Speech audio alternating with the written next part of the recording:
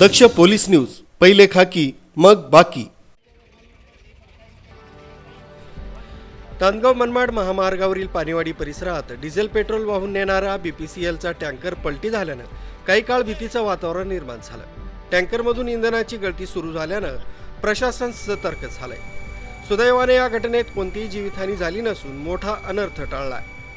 बुधवारी रात्री सुमारे 10 वाजेच्या सुमारास पाणीवाडी परिसरात बीपीसीएल कंपनीचा इंधन वाहू टँकर पलटी झाला।